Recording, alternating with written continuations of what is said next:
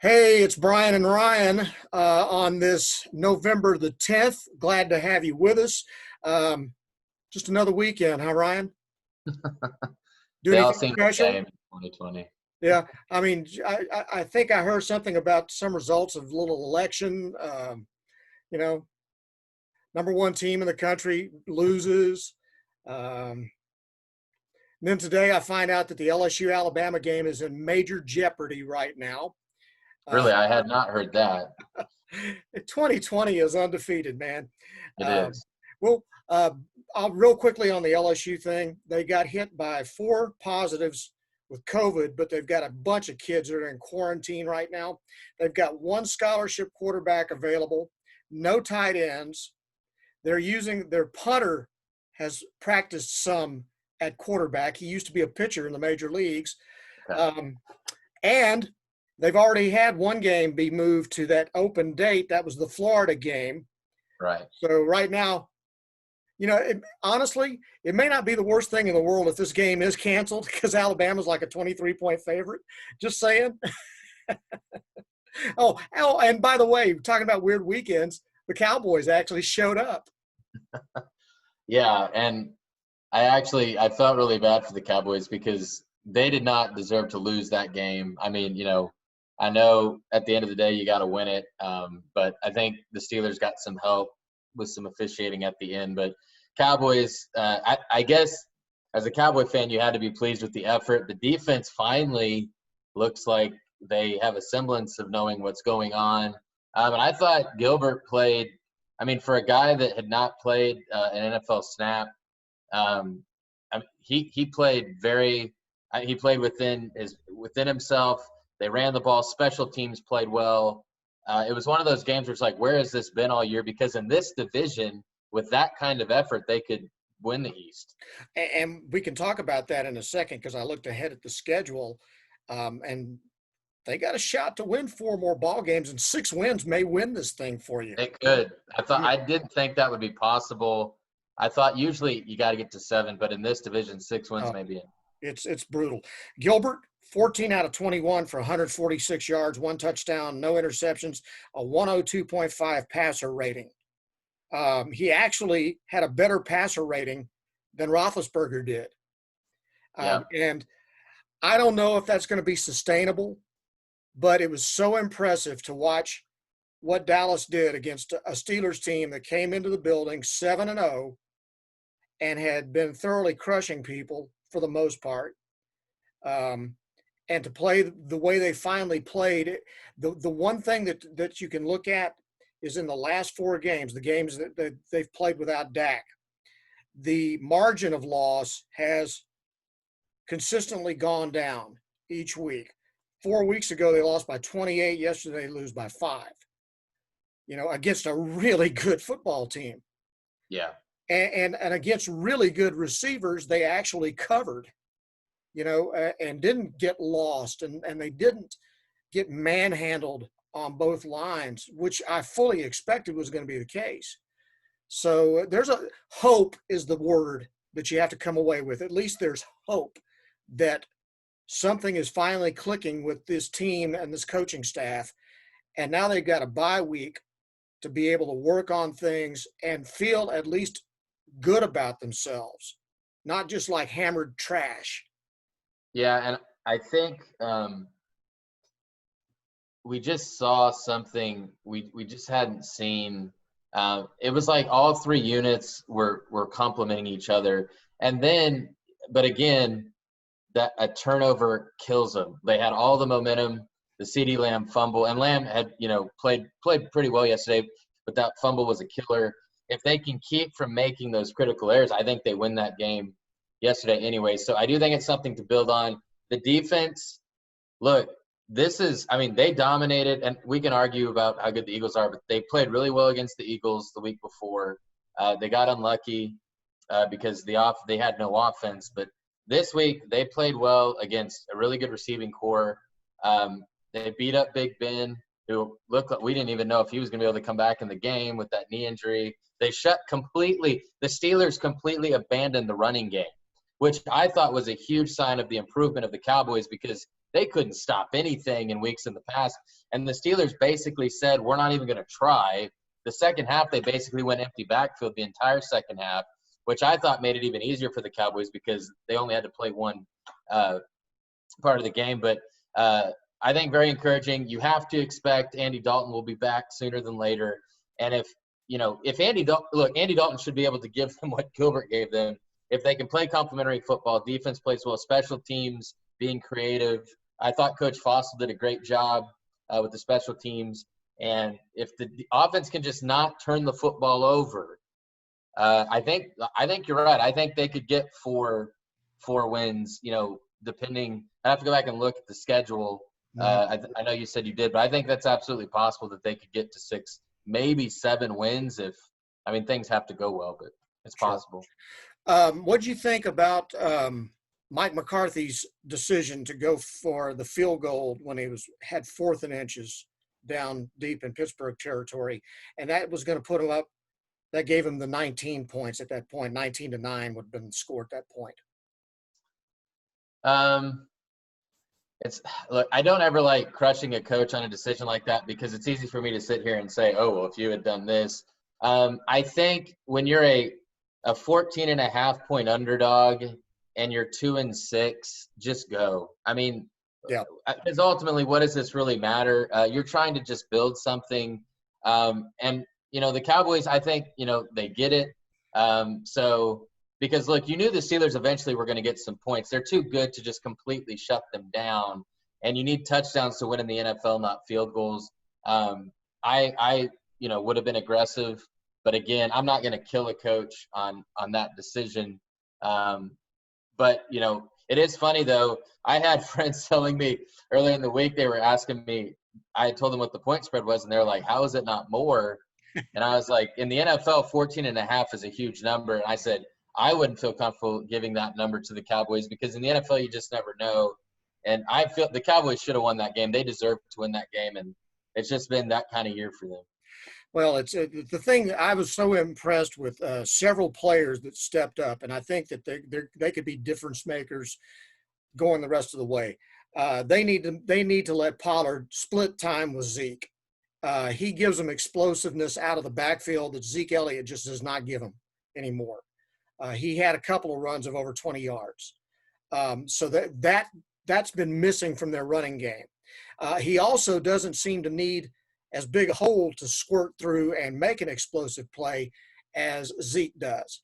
And the offensive line held up yesterday for the most part. Much better. Listen, anything would have been an improvement. Yeah. Unfortunately, when Gilbert threw the interception, the pocket collapsed. But we're talking about against T.J. Watt and the Pittsburgh Steelers. You're not going to – the only thing I wished that Gilbert would have done more in the second half, 2 things.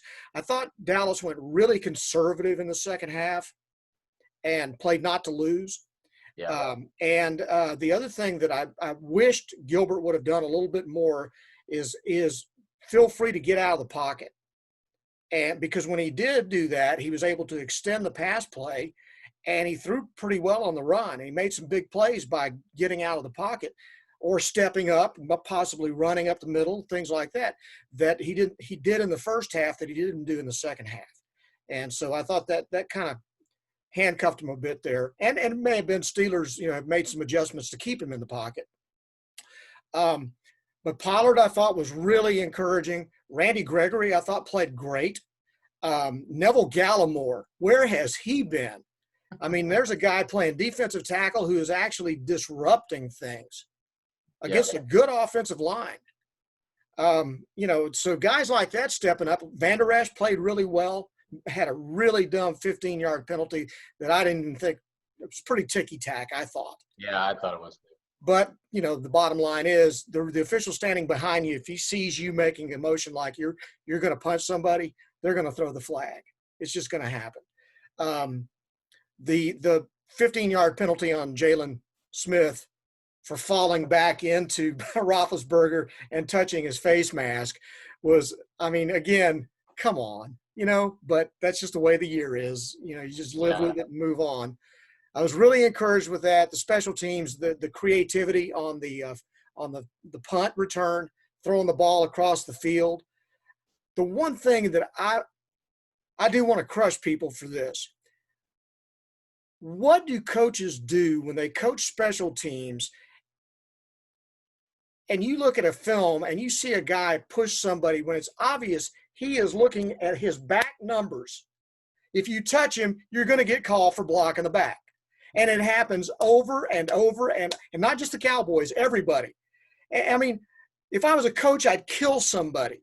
Do you not understand? If you see his numbers and the back of his helmet, don't touch him. I know. It's always driven me crazy, and it happens every week. And no matter what level of football you're watching, and I've always felt like if I was a coach, I would really threaten, if you get called for a block in the back, you're getting cut the next day. Because, I mean, this is so obvious. And the funny thing about it is so many times it has nothing to do with the play. Exactly. Honestly, I almost wish in football, period, whether college, high school, NFL, if it isn't involved in the play, I wish they just pick up the flag, because it takes away a lot of excitement. But you're right. It's obvious they're right there, and yet they still extend. And it's like, what are you doing? You cannot do that. Do you know the rules? Insane. Looking ahead, they play the Vikings in a couple of weeks. Vikings only have one win. They can beat the Vikings if they play like they played yesterday. Although Dalvin Cook is no doubt like the best player in football right now. No doubt. Great running back, but they're still 1-5 with him, or 1-6, whatever it is. All right. Washington, they can absolutely beat Washington on Thanksgiving Day now that they're down to their third quarterback, even if it is Alex Smith. They've lost another one. The Bengals, Joe Burrow, I love Joe Burrow, and I'll have a hard time. They don't have a defense, yeah. I have a hard time determining who I'm going to pull for in that game, okay? but Dallas certainly – they ought to be on the same level with the Bengals. Okay. I think the 49ers are beatable. They're coming to Dallas. They'll play with no Garoppolo. Yeah. And the Niners have so many injuries. It's their JV team pretty much. And then they close out with the Eagles. So all of those are winnable football games. The only games I see on the schedule remaining where they just have no shot, Baltimore's going to destroy them. They're just going to destroy them. Yeah. And I, looking at them, trying to remember some of the other games, I think that's pretty much all of them. But it's, heck, we're talking, they're sitting there at 2 wins right now. You win 5 ball games, you got 7, you win the division, especially with 2 of those wins being against NFC East people. Yeah, and that's why, I think it is important that they get Dalton back, because they need to be able to just have sustained, solid offense, not where you have to do a bunch of trickery. But if they can play defense like this, which they've shown the last couple of weeks that they're getting it together, they're figuring things out, they can absolutely be in those games. On the other side of that, they can also lose every single one of those games. Sure. I think that's the problem, because, yes, you could sit here and say they could win 5 more games, but maybe they go 3-2 during that stretch instead of winning all 5. We'll see. But not one of those games, I would agree, outside of Baltimore, not one of those games would I think could be a coin toss based on just how they're playing that day. If they play like they played yesterday, yeah, and don't turn the ball over, then I think they've got a shot in all the games I mentioned. Okay, what stood out to you as far as the rest of the NFL was concerned? Shocking, absolutely shocking last night. Yes. You and I had just talked about the week before who were the best teams. And that's the NFL is so funny, because it truly changes every week, because you get high on somebody and then the next week they get lit up. But we have not seen a good NFL team get dominated like that. Like Tampa Bay got beat by New Orleans last night. I can't even remember the last time. You had a marquee matchup, 2 Hall of Fame quarterbacks, 2 really good teams, and it wasn't competitive ever. Like, it was a butt-whooping like I haven't seen in the NFL in a long time. 38-3. And Drew Brees, 26 of 32 for 222 yards. Not throwing a lot of deep balls. He didn't need to. But he threw to 12 different receivers. Yeah. Spread it around. And what is it? The Bucks ran the ball 5 times in the game. That's insane. Yeah, which is an NFL record. Collinsworth, they couldn't even believe it when their research team brought it up. The fewest carries in NFL history in a game had been 6. They ended up being 5 because they took a kneel down the last play of the game, which apparently is a rushing attempt. But I yeah, thought Mike Leach was coaching. I thought Mike Leach was coaching the game. that's what it looked like, and that's what's crazy. Imagine a Tom Brady offense only runs the ball 4 times during the game, and he barely had over 200 yards, had no touchdowns, 3 interceptions. The offensive line looked like they couldn't block. I mean, the Saints were coming. And then offensively, earlier in the year we were talking about, and look, I was guilty of it. Was Brees done because he wasn't the vertical passing game was just not a threat, but he was so good last night. He was so precise.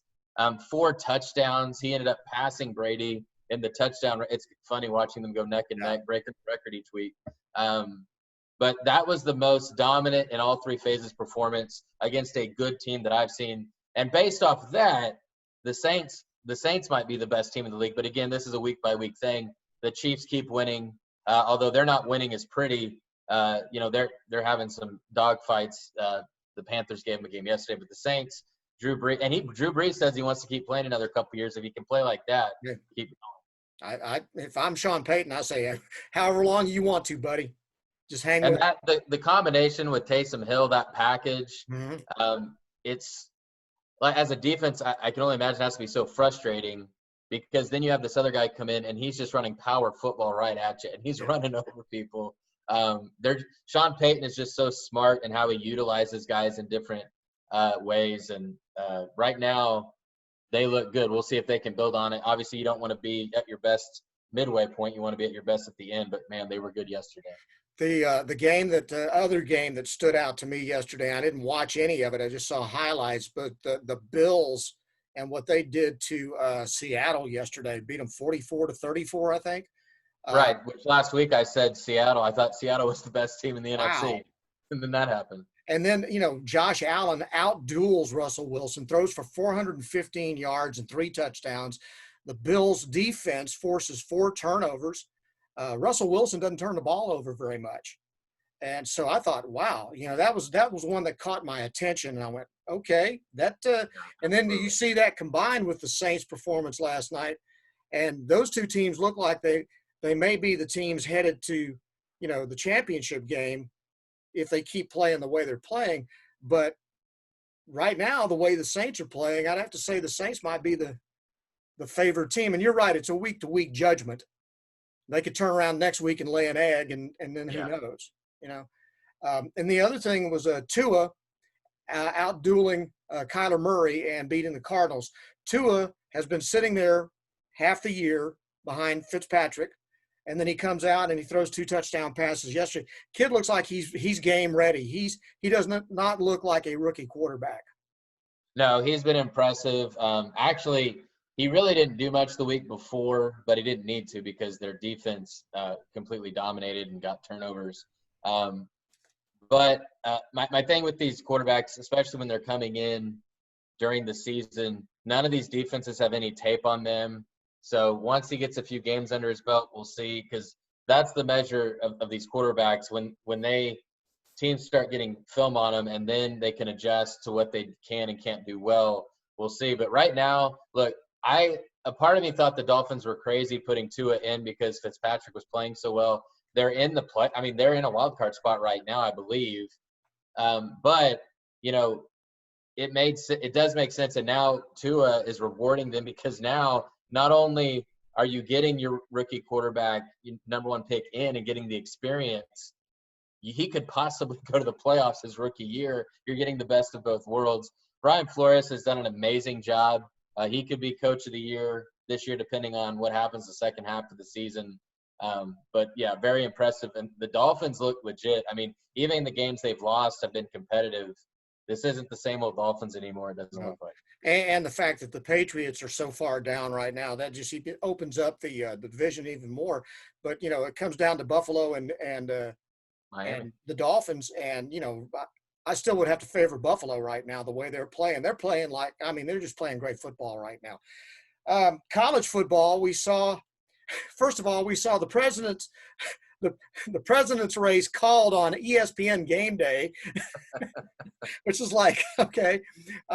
So it was like whenever the games would get bad or get uncompetitive, I could always flip over to social media and look at the fistfights and the conspiracy theories going on all day, regardless of who you thought won or didn't win. But I was laughing because when I was watching the game, you think about all the years that Notre Dame has had that exclusive rights television deal for all their home games with NBC. Right. And the last time they had a game that anybody even cared to watch with Notre Dame involved in it was probably back when Reggie Bush and USC played against them, however long ago that was, 07, something like that. So they have all these trash games. They finally get a good one. It's in prime time, and that's when Joe Biden decides he's going to come out and make a speech, and the game gets switched for a significant part of the game gets switched to USA Network. If you're NBC, don't even know where that is. If you're NBC Sports, you're going, this is so 2020. I just can't even handle it. But it was a crazy game, and Notre Dame is in the picture now. And now there is a chance because, and I actually had not realized this until that game, that they will be in. They can play in the championship game for the ACC. I didn't realize that they were doing that this year. So there's a chance. A really good chance those two teams are going to have to play again, and then that could be an elimination game. We'll see. But the thing that you can say, well, Trevor Lawrence didn't play, but Trevor Lawrence wouldn't have been the difference in that game. They had got great quarterback play. Clemson did. Trevor Lawrence doesn't play defense, and Clemson's defense is, showing a lot of cracks. And now I even question how good are they.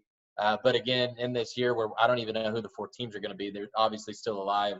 But it was a great game. Despite Bryan, I was losing it in the fourth quarter. They reviewed every single play, like any score, like common sense. You knew it was the right call, and they were still reviewing. It made it feel like it took another 2 hours.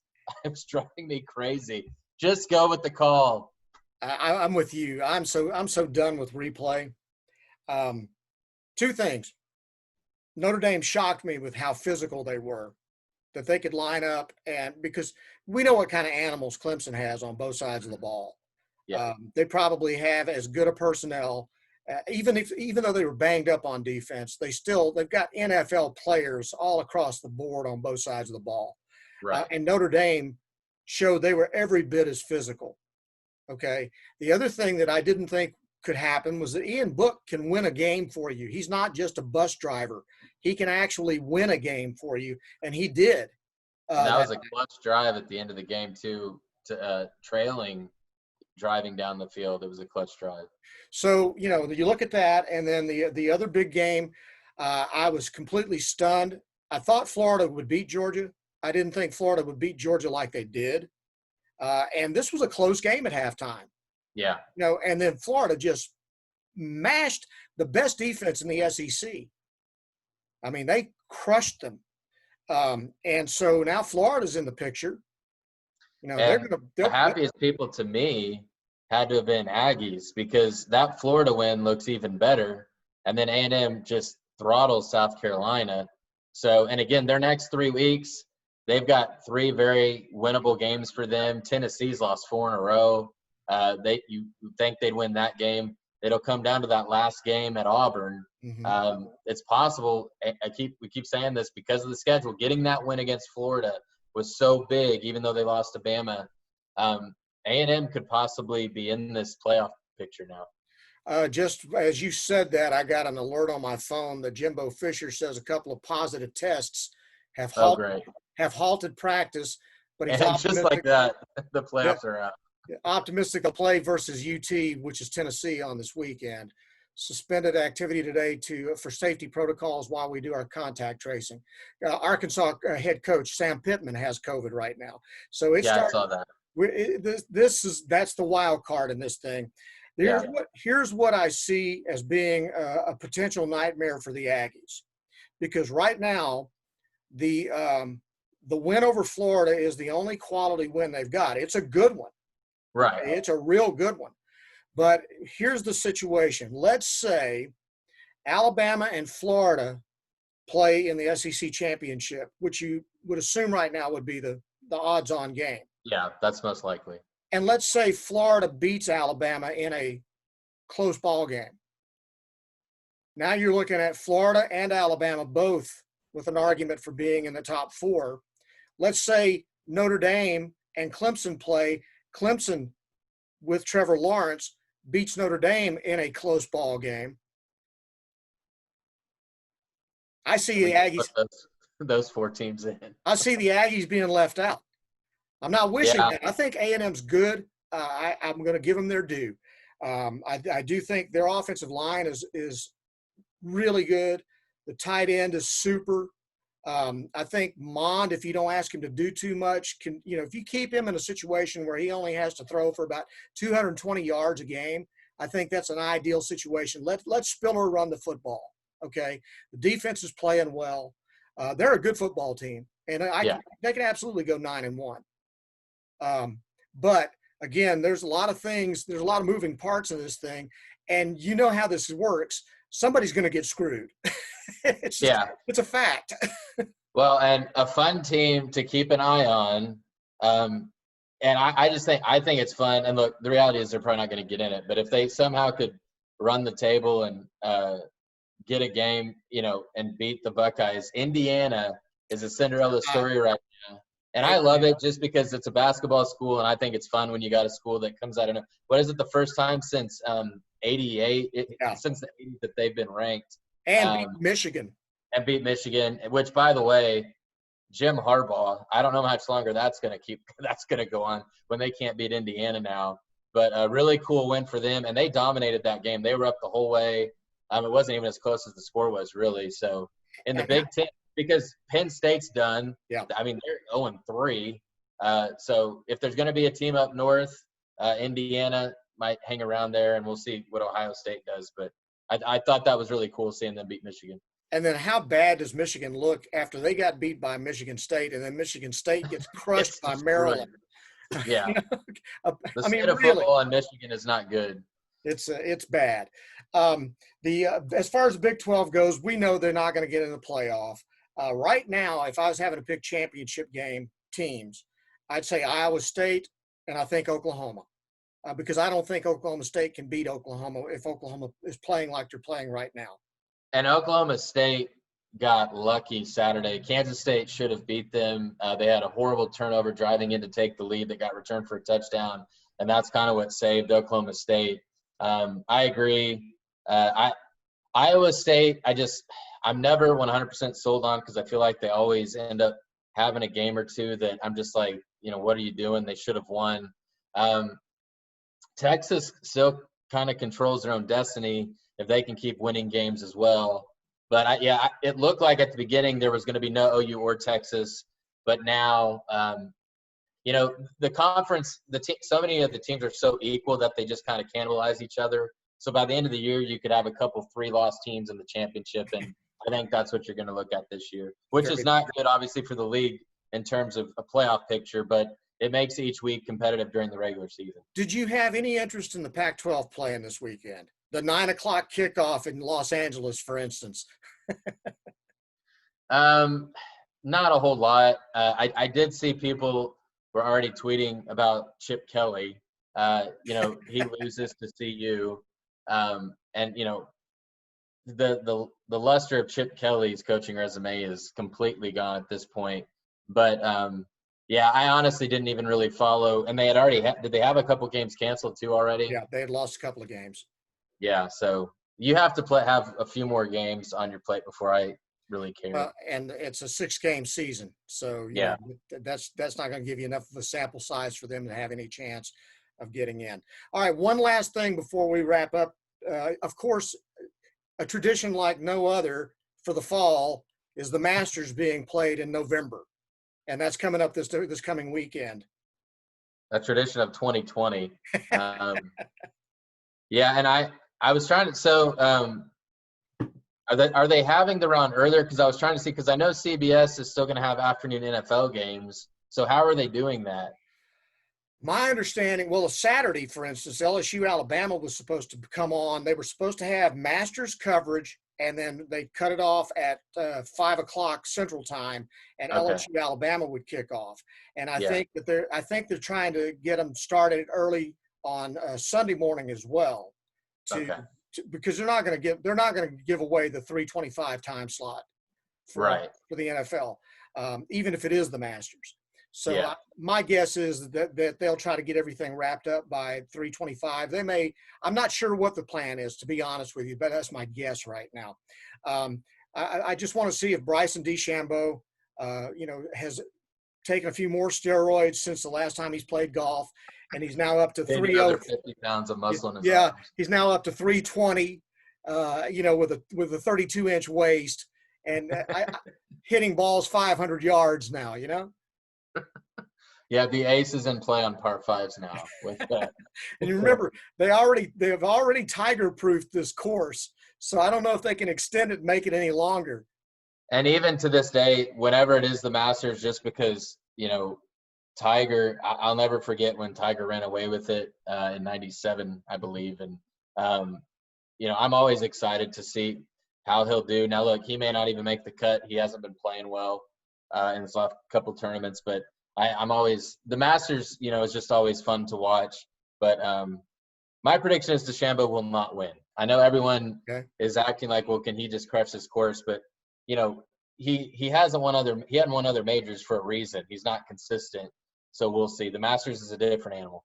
Yeah, it is, no doubt. And you got to be able to really putt to win a Masters. Your short game is key. So, yeah, I'm with you on that one. All right, anything else on the plate that I haven't covered? Not that I can think of. College basketball is going to start in a few weeks, and I don't even know how if this is going to happen, because all I keep seeing, they keep changing their mind on what the COVID protocols are going to be. So that'll be interesting to watch in the next month. Well, the good news is I did see today that a couple of the major drug companies are testing a vaccine, and they're showing like 90% efficiency. Yeah, that was encouraging to see. There's hope. Yes. There's hope. Maybe that's the light at the end of the tunnel, hopefully. Man, either that or it's an oncoming train. You know how that rolls. All right. Again, we post on Tuesday mornings on YouTube. Leave a comment. Leave a question. I saw your buddy Coleman Schwartz asked, when is he going to get a chance to be a guest on our podcast?